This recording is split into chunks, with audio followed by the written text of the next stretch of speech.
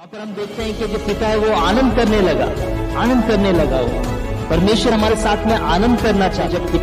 जब पुत्र उसके पास आता है तो वो उसे चूमता है, उसे गले लगाता है। परमेश्वर यही हमारे साथ में करना चाहता है जब हम परमेश्वर के पास जाएंगे।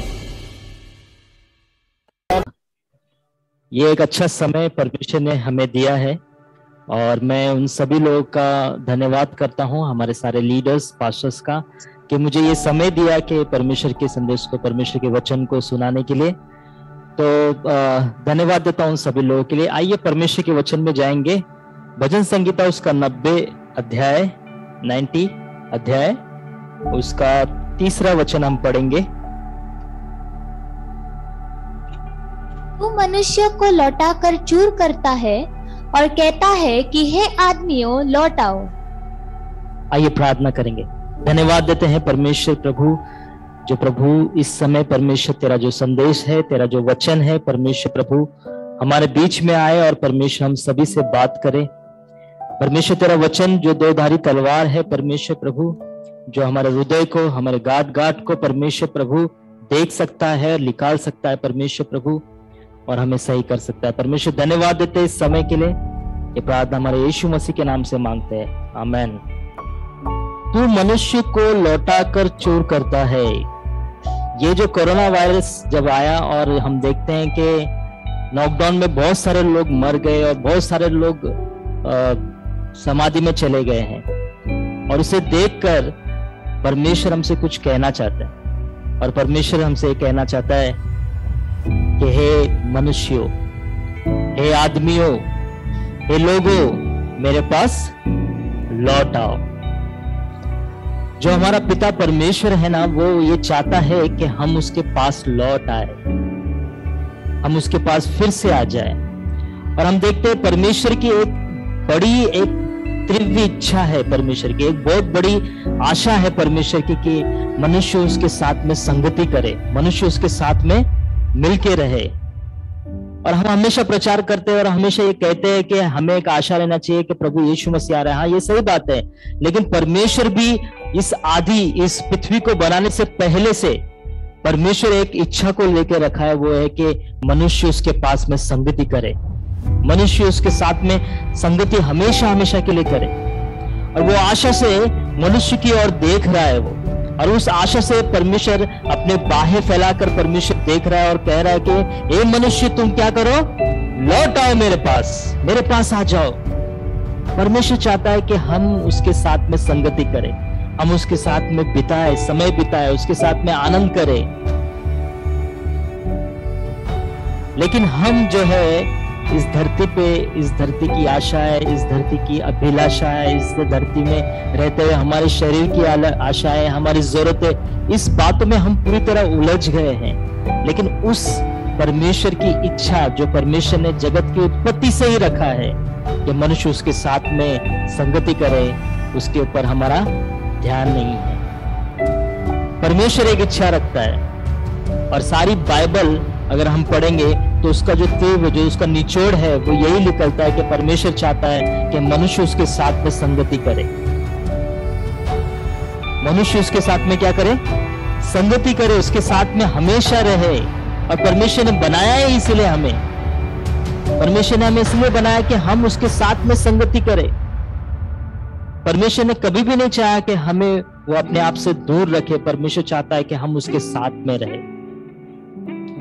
हम देखते हैं बाइबल में, हम पढ़ते हैं, प्रभु यीशु मसीह उदाहरण देते हैं एक खोए पुत्र के विषय में, और खोए पुत्र के विषय में उदाहरण देते हुए परमेश्वर वहां पर बताते हैं कि जो पुत्र था वो अपना सब कुछ जो खो देता है, वो परमेश्वर पिता से दूर हो जाता है और वो पाप में गिर जाता है। और फिर उसके बाद में वो उसके मन में ख्याल आने लगता है कि मैंने क्या गलत काम किया, मैंने बहुत बड़ा पाप किया, मैंने परमेश्वर के विरुद्ध पाप किया और पिता के विरुद्ध मैंने पाप किया है, और मेरे पिता के घर मुझे वापस जाना चाहिए। तब हम वहां पर एक पिता को देखते हैं। परमेश्वर उस पिता के बारे में बताता है। हम लूका के 15वां अध्याय उसके 20वें वचन में हम पढ़ते हैं उसको। लूका का 15वां अध्याय 20वें वचन हम पढ़ेंगे, और उसके बाद फिर 24वां वचन भी हम पढ़ेंगे। तब वह उठकर अपने पिता के पास चला। वह अभी दूर ही था कि उसके पिता ने उसे देखकर तरस खाया और दौड़कर उसे गले लगाया और बहुत चूमा। यस, तब वो दूर ही था, वो दूर ही था। हमारा पिता, जो वो पिता था, वो दूर ही था।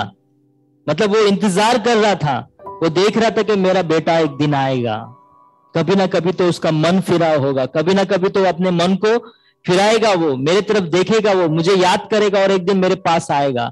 और हमेशा अपने झरोके से, अपनी खिड़कियों से, अपने बालकनी से वो इंतजार कर रहा है कि मेरा बेटा एक दिन आएगा। हमारा परमेश्वर भी इसी तरह इंतजार कर रहा है कि मेरे बच्चे लोग मेरे पास लौट आएंगे एक दिन। और वो बहुत बड़ी इच्छा से वो इस बात मन में वो रखता है कि मेरे बेटे एक दिन आने वाले हैं। हम देखते हैं 24वां वचन भी हम पढ़ेंगे, 24। क्योंकि मेरा यह पुत्र मर गया था, फिर जी गया है, खो गया था, अब मिल गया है, और वे आनंद करने लगे। यस, वो मर गया था लेकिन अब क्या है, जी गया है।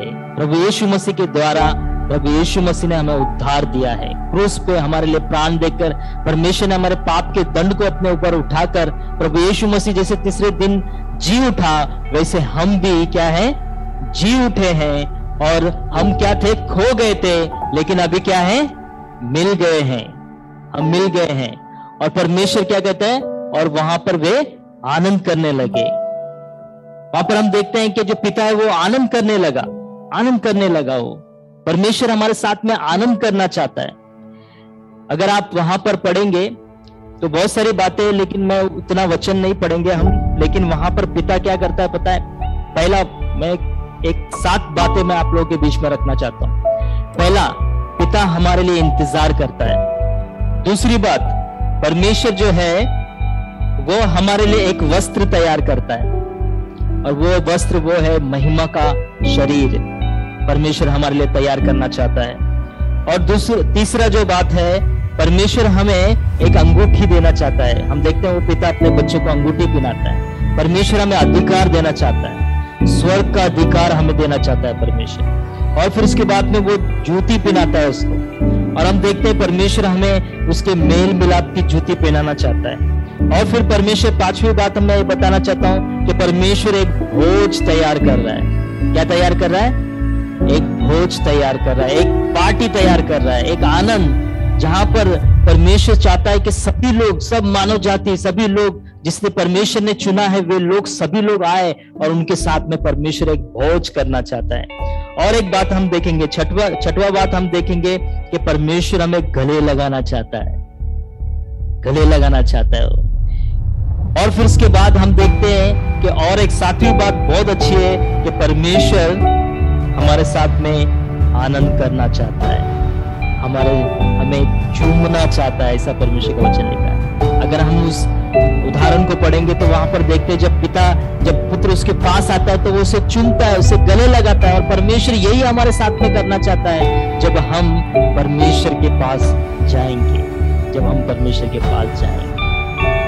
तो आप लोग सोचते होंगे कि फिर हम क्यों यहाँ पर, क्यों हमें इस धरती पर परमेश्वर ने रखा है, क्यों ये समस्या है, क्यों ये कष्ट है, क्यों ये तकलीफें हैं, क्यों ये प्रॉब्लम्स है।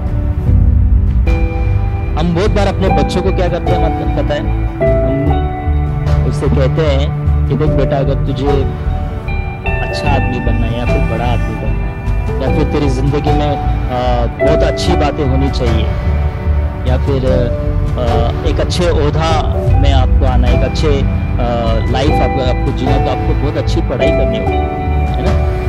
माता पिता हम ऐसा कहते हैं, तो उदाहरण देते हैं कि आप अच्छी पढ़ाई करो, देखो तो उस ऑफिसर की तरह बनो, एक अच्छे ओहदे पे आप पहुंचो।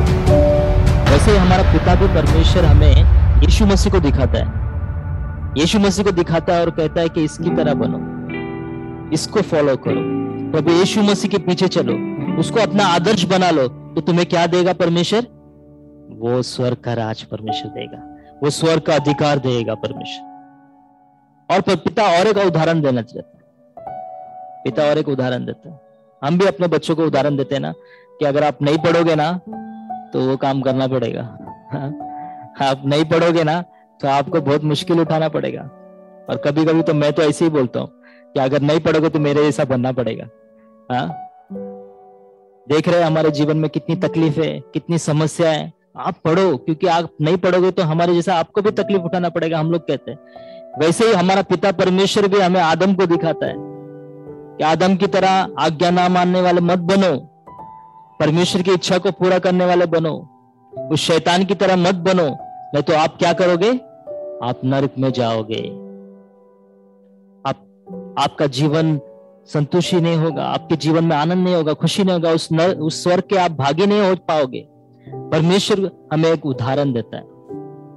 परमेश्वर चाहता है कि हम उसकी इच्छा के अनुसार जिए। हम इब्रानी की पुस्तक पढ़ेंगे, इब्रानी की पुस्तक उसका 10वां अध्याय और 5 और 7 वचन पढ़ेंगे हम।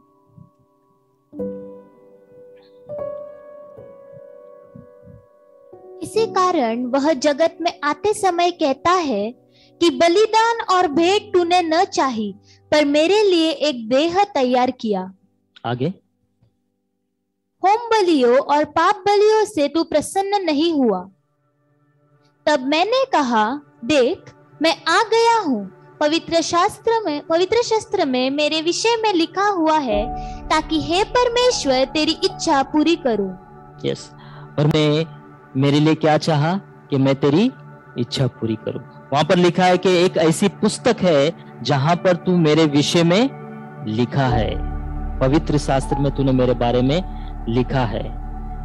प्रियो, हम सभी के जीवन के बारे में परमेश्वर लिखता है कि ये मेरा बेटा, ये मेरी बेटी इस धरती पे जब हो जाएगी तो ये उसको काम करना है। यीशु मसीह के बारे में पिता परमेश्वर ने लिखा, वो यीशु मसीह बता रहा है कि पुस्तक में मेरे विषय में ये लिखा है कि मैं तेरी इच्छा को पूरी करूं। हमें भी परमेश्वर की क्या करना है, इच्छा को पूरी करना है। क्या हम उसकी इच्छा को पूरी कर रहे हैं? क्या हम उसकी इच्छा के अनुसार हमारे जी रहे हैं?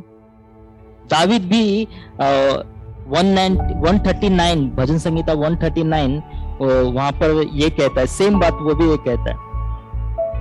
भजन संगीता अगर आप पढ़ोगे 139 वहां पर अगर हम पढ़ोगे तो वहां पर भी वो कहता है कि एक ऐसी पुस्तक है जहां पर तू मेरे विषय कहता है, मेरे बारे में तू लिखता है। तू माँ के गर्भ में मुझे जब बना रहा था और तू मुझे जब रूप दे रहा था तो वहां पर तू मुझे देख रहा था, और तू मेरे बारे में मैं एक पुस्तक में तू लिखता है मेरे बारे में। ऐसा दावीद कहता है। हमारे बारे में भी हर एक के जीवन के बारे में परमेश्वर क्या करता है, उसकी इच्छा को लिखता है, और वो सब बातें परमेश्वर चाहता है हमारे जीवन में पूरी हो और हर एक के जीवन में पूरी हो। क्या हम उसकी इच्छा के अनुसार चल रहे हैं? और अगर हम पढ़ेंगे यीशु मसीह भी एक बात कहते हैं, यीशु मसीह भी एक बात कहते हैं। मत्ती की पुस्तक में हम देखते हैं यीशु मसीह कहता है कि हे प्रभु अगर जो कहते हैं वे लोग स्वर्ग के राज्य में नहीं जाएंगे, पर कौन जाएगा स्वर्ग के राज्य में? जो मेरे पिता की इच्छा को पूरा करता है वो ही स्वर्ग के राज्य में जाएगा, वही स्वर्ग के राज्य में जाएगा जो मेरे पिता की इच्छा को पूरा करता है। और यीशु मसीह और एक बात कहता है, बोलता है कि मैं इसलिए आया हूं, मैं इसलिए इस धरती पे आया हूं कि मैं उसकी इच्छा को पूरा करूं, मैं अपनी नहीं पर परमेश्वर की इच्छा पूरा करूं। और एक बात परमेश्वर यीशु मसीह कहता है कि मेरा भोजन क्या है? मेरा भोजन ये है कि मैं यीशु पिता परमेश्वर की इच्छा को पूरा करूं और उसके काम को करूं। हमारी इच्छा को नहीं पर परमेश्वर की इच्छा को पूरा करना है। हम तीतुस की पुस्तक निकालेंगे और वहां पर हम पढ़ेंगे, तीतुस की पुस्तक उसका 2वां अध्याय उसका 4वां वचन पढ़ेंगे। परमेश्वर की इच्छा क्या है हमारे लिए?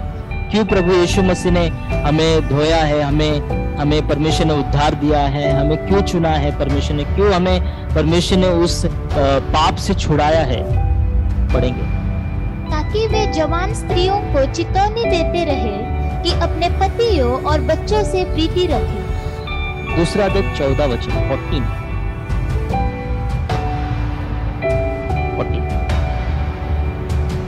जिसने अपने आप को हमारे लिए दे दिया कि हमें हर प्रकार के अधर्म से छुड़ा ले और शुद्ध करके अपने लिए एक ऐसी जाति बना ले जो भले भले कामों में सरगम हो। यस, परमेश्वर ने हमें इसलिए छुड़ाया है कि हम परमेश्वर के लिए अच्छे काम करें, भले काम करने के लिए परमेश्वर ने हमें चुना है। और वहां पर एक वर्ड है सरगर्म, और वहां पर उसका दूसरा अनुवाद ऐसा लिखा है, उत्सुक हो जाए आप, उत्साहित हो जाए इस बात के लिए। किस बात के लिए? कि परमेश्वर की इच्छा क्या है जानने के लिए, परमेश्वर की इच्छा को पूरा करने के लिए, भले काम करने के लिए हमें उत्सुक हो जाना चाहिए। और एक वर्ड मैंने वहां पर देखा जो उसका सही वर्ड है, वो वहां पर एक अनुवाद में मैंने पढ़ा, वहां पर लिखा है कि कट्टर बन जाए आप। कैसे बन जाए? कट्टर बन जाए आप। किस लिए कट्टर बन जाए? भले काम के लिए हम लोग क्या हो जाए? कट्टर बन जाए। हम देखते हैं, मैं एक मीटिंग में गया था जहां पर लीगल मीटिंग था, वो लीगल जो प्रोसिक्यूशन हो रहा है जो भारत देश में, उसके विषय में बात करने के लिए मीटिंग रखी गई थी। तो वहां पर मैं गया और उन्होंने अपने उद्देश्य को बताया, और उन्होंने बताया वहां पर कि कुछ लोग जो है, मसीह लोग जो है, वो लोग एक प्रोजेक्ट उन्होंने तैयार किया है, और वो चाहते हैं कि कलीसिया के लोग भी, जो नौजवान लोग हैं, वे लोग भी सिस्टम में आ जाए, पॉलिटिक्स में आ जाए, अच्छे काम करने के लिए उत्सुक हो जाए, कट्टरपन बन जाए। और उन्होंने बताया कि अगर एक हॉस्पिटल और एक स्कूल और जो भी समाज सेवक की बात है, वो सब अगर एक दूसरे धर्म के लोगों को दिया जाए और फिर मसीह लोगों को दिया जाए, तो सबसे अच्छा मसीह लोग चलाएंगे, सबसे अच्छे मसीह लोग ही चलाएंगे। और ये हमारे भारत देश में हम लोग देखते आ रहे हैं। हर एक कोई कॉन्वेंट स्कूल में ही डालना चाहता है अपने बच्चों को।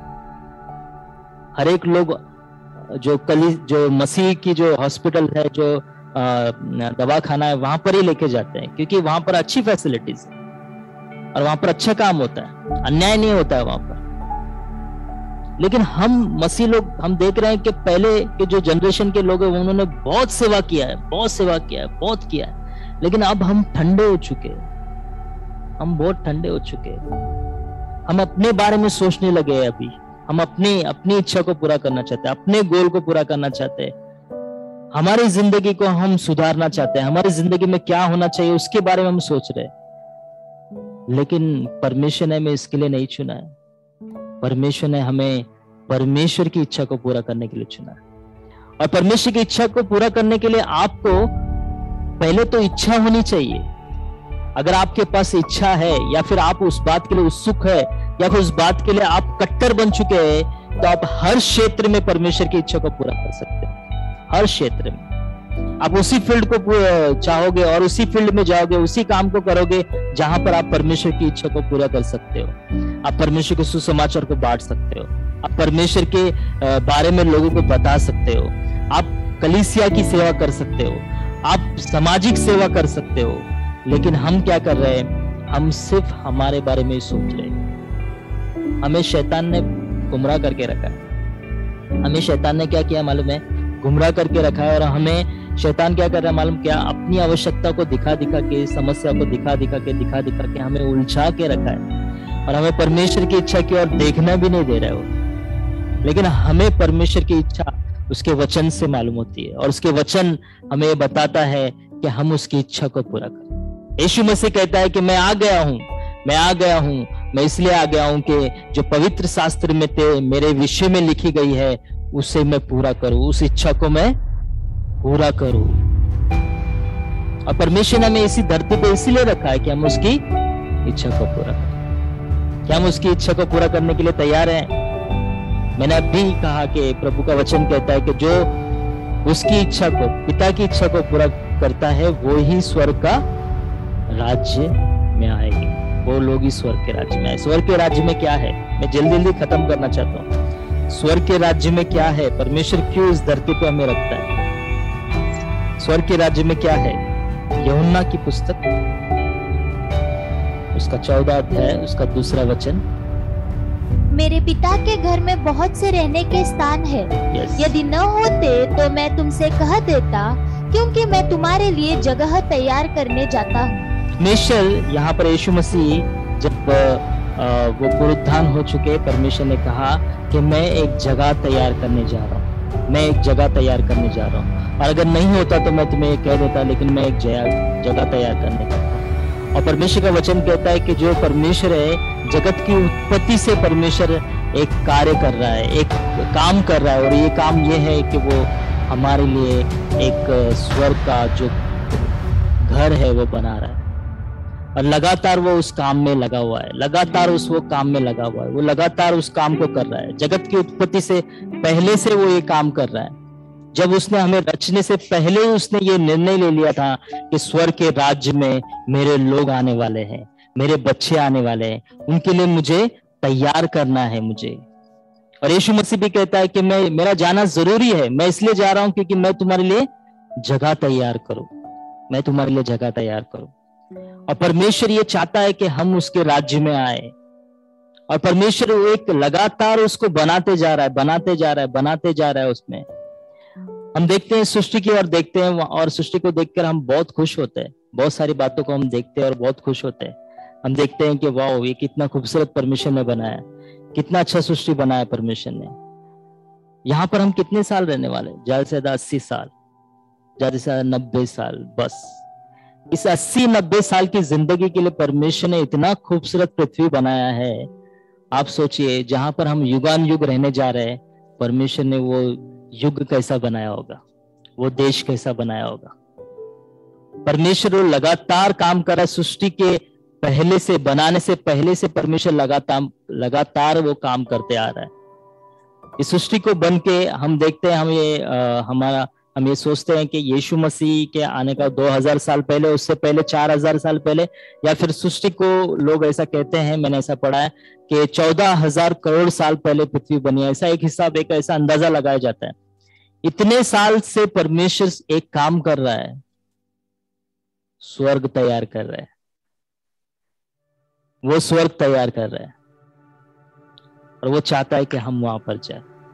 और परमेश्वर उस स्वर्ग को ऐसे तैयार कर रहा है, जब हम वहां पर जाएंगे तो वो हमारे लिए एकदम हैरानगी वाली बात होनी। जैसे हम सृष्टि को देखते हैं और हम बहुत हैरान होते हैं कि ये कैसे बना है, लेकिन वहां पर जब हम जाएंगे तो वहां पर भी हम हैरान होंगे, और हम देखते रहेंगे कि परमेश्वर ने कितना सुंदर बनाया है। क्या क्या होगा उस स्वर्ग में हम पढ़ेंगे।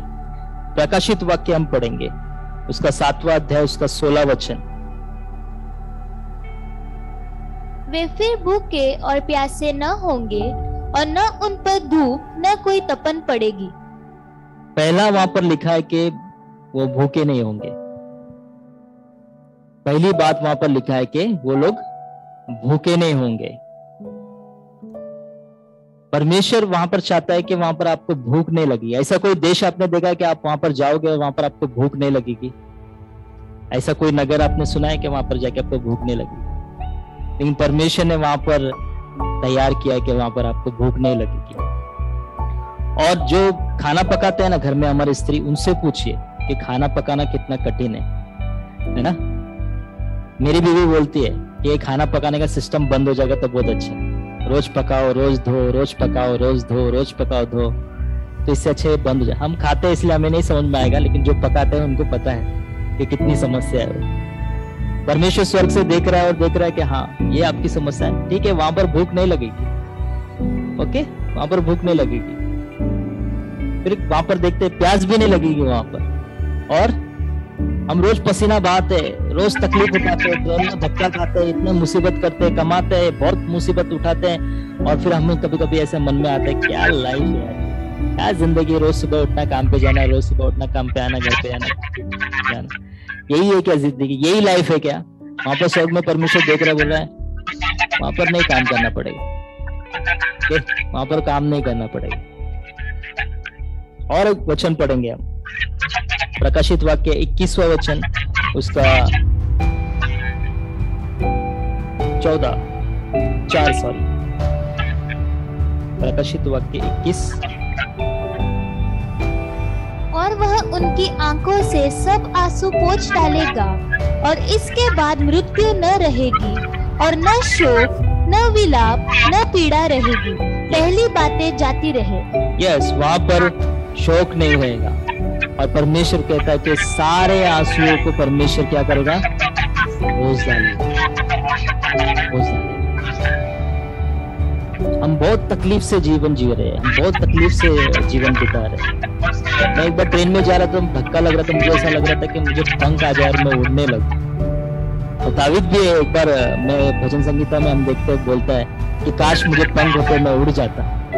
तो मैं वचन पढ़ रहा था तभी मुझे समझ में आया, यीशु मसीह जब उठा लिया जा रहा था तब वो चेले बोलते हैं कि वहां पर वो अपने आंखों को खोल के अपने मुंह को खोल के देख रहे थे कि कैसे जा रहा है, ये कैसे अपने आप उठाया जा रहा है।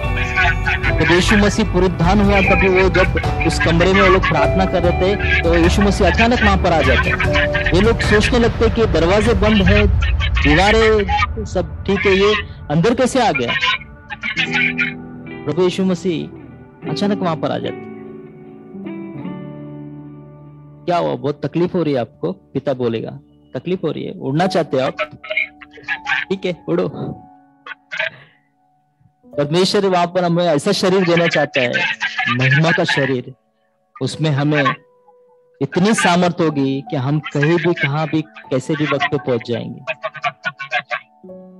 परमेश्वर हमें इतना ब्लेस करने जाए, वहां पर कोई आंसू नहीं होंगे, वहां पर रोना नहीं होगा, वहां पर तकलीफें नहीं होगी। इतना सुंदर परमेश्वर जहान हमें देने जा रहा है, इतना बड़ा आशीष परमेश्वर जो जगत की उत्पत्ति से पहले से ही परमेश्वर बनाते आ रहा है कि मेरे बच्चे एक दिन आने वाले हैं और मैं उनके लिए तैयार करूंगा।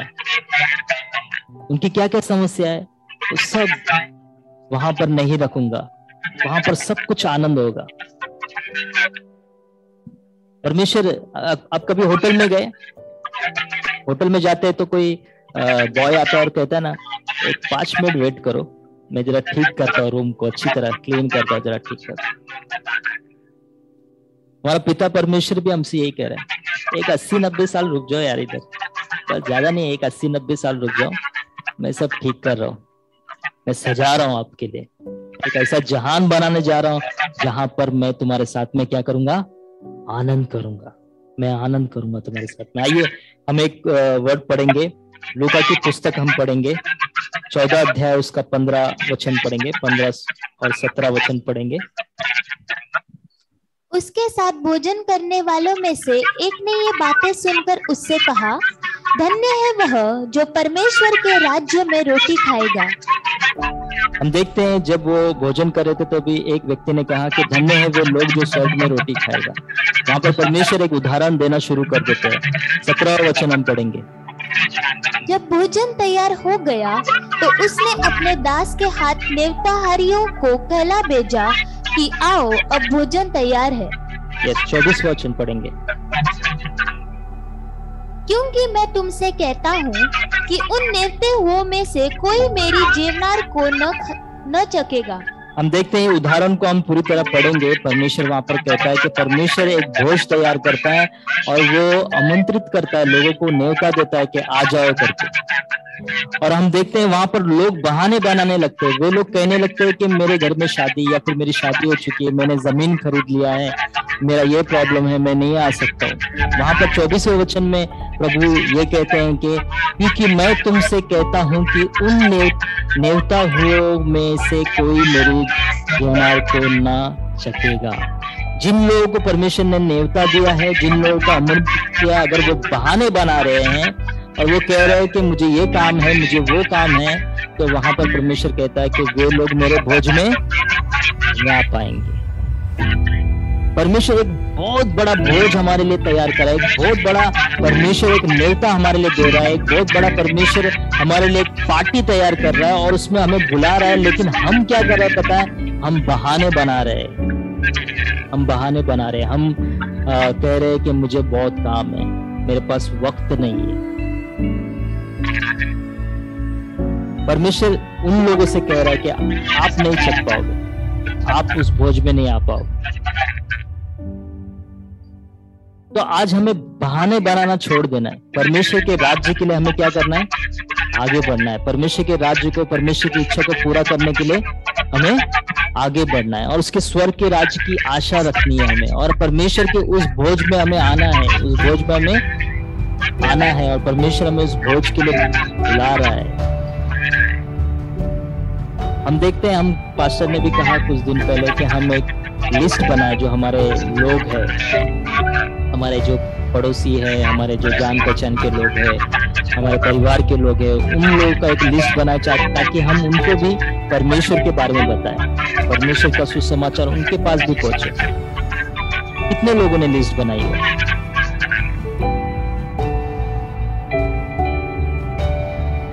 तीन जन। ऑनलाइन में भी कितने लोग ने बनाई है? प्लीज आप देखिए कि आप लोगों ने क्या वो लिस्ट बनाई है। क्या ये परमेश्वर के राज्य के काम नहीं है? क्या ये परमेश्वर की इच्छा नहीं है कि हम उन लोगों तक परमेश्वर का उद्धार पहुंचाए, उन लोगों को भी हम परमेश्वर के उस भोज में बुलाए? क्या हम अकेले ही परमेश्वर के भोज में जाना चाहते हैं? क्या हमारे परिवार के लोग उस भोज में नहीं आए, उस आनंद में नहीं आए जो परमेश्वर चाहता है? परमेश्वर चाहता है कि हम अकेले नहीं, पर हमारे परिवार के हर एक लोग उस आनंद में आए। आप लोगों के पास एक गूगल फॉर्म करके आएगा और वहां पर आप लोगों को उन 20 लोगों की सूची तैयार करनी है। वहां पर बहुत साधारण होगा, आपका अपना नाम लिखना है, ईमेल आईडी रखना है, और आप लोग जो 20 लोगों को जिनके बारे में आप बताना चाहते हैं प्रभु के बारे में, तो उनका लिस्ट आपको तैयार करना है और हमें भेज देना है।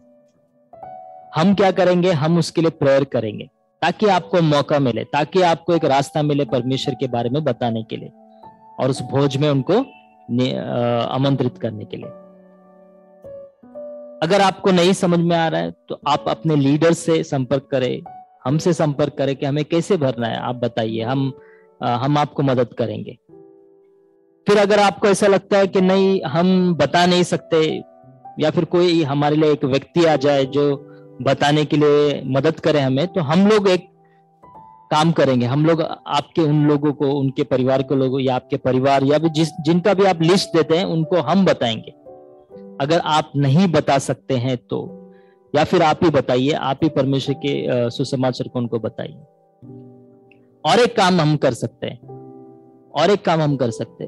एक बहुत अच्छा मौका परमेश्वर हमें दे रहे हैं। क्रिसमस के दिन हमें उनको न्योता देना चाहिए हमारे घर पर, और हमें अपने घर पर उनको बुलाकर हमें परमेश्वर के बारे में बताना है उनको। एक 5 मिनट, एक 2 मिनट हमें बताना। अगर आपको ऐसा लगता है कि नहीं मैं नहीं बता सकती हूँ, या कोई आ जाए कलीसिया से, तो आप बताइए कलीसिया को, कलीसिया से कोई ना कोई आएगा आपके घर, एक 5 मिनट वो परमेश्वर के सुसमाचार को वहां पर बताएगा। हमें कैसे न कैसे हमारे परिवारों के, हमारे लोगों को, जिन लोगों का हम सूची बना रहे हैं, परमेश्वर का सुसमाचार उनके पास में पहुंचना चाहिए। और कोई भी आत्मा नाश नहीं होना चाहिए, उसके लिए परमेश्वर की इच्छा है। और इस इच्छा को पूरा करने के लिए हमें क्या होना चाहिए? मैंने क्या कहा था? कट्टर होना चाहिए हमें। बोले कट्टर होना चाहिए हमें, उत्साहित होना चाहिए हमें इस बात के लिए। हमें मौका ढूंढना चाहिए परमेश्वर के राज्य के विषय में बताने के लिए।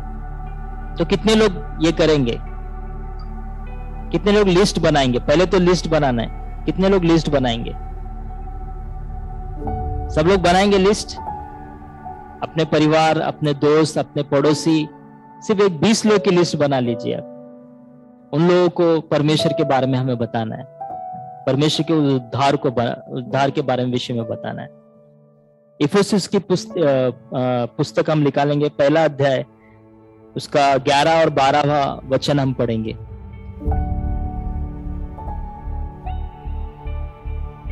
कि हम जिन्होंने पहले से मसीह पर आशा रखी थी, उसकी महिमा की स्तुति के कारण हो। हम उस महिमा के और उस स्तुति के हम क्या बने? कारण बने। हम कारण बने। पहले से मसीह पर आशा रखी थी कि उसकी महिमा के स्तुति के हम कारण बने। क्या आप कारण बनना चाहते हैं परमेश्वर की महिमा के लिए, परमेश्वर की इच्छा को पूरा करने के लिए? क्या आप नहीं चाहते कि परमेश्वर की महिमा आपके द्वारा हो, आपका नाम ऊंचा हो, परमेश्वर आपको आशीष करे, परमेश्वर आपको वो कारण बनाए कि परमेश्वर की महिमा हो, परमेश्वर का नाम ऊंचा हो? कितने लोग उसके महिमा और स्तुति के कारण बनना चाहते हैं? कितने लोग आशीष का कारण बनना चाहते हैं, लोगों के आशीष का कारण बनना चाहते हैं? हम सबको बनना है उसके आशीष का कारण, उसकी स्तुति के कारण, उसकी महिमा का कारण। परमेश्वर ने हमें इसीलिए बनाया कि हम उसकी महिमा करें, हम उसकी इच्छा को पूरा करें। यीशु मसीह कहता है कि मेरी उस पुस्तक में लिखा गया कि मैं उसकी इच्छा को पूरी करूं। आपके विषय में भी परमेश्वर ने लिखा है कि हम परमेश्वर की इच्छा को पूरी करें। तो आइए हम प्रार्थना करेंगे, परमेश्वर की इच्छा को पूरी करने के लिए हम तैयार हो जाएंगे और उस भोज के लिए तैयार हो जाएंगे जो परमेश्वर ने हमारे लिए रखी है। और हम अकेले ही नहीं जाएंगे, लेकिन हमारे लोगों को भी, हमारे परिवार के लोगों, हमारे दोस्त, हमारे पड़ोसी, हमारे साथ में काम करने वाले लोग, उन सभी लोगों को उस आनंद में लेके जाएंगे जो जगत की उत्पत्ति से परमेश्वर तैयार कर रहा है। वो स्वर्ग जगत की उत्पत्ति से ही वो तैयार कर रहा है और वो उस आशा में बैठा हुआ है कि मेरे लोग आ जाए मेरे पास। आइए प्रार्थना करेंगे, आइए अपनी आंखें बंद करेंगे, हम प्रार्थना करेंगे परमेश्वर से। मैं चाहता हूँ क्षेत्री जी आए और प्रार्थना करें। क्षेत्री जी आके प्रार्थना करें वचन के लिए।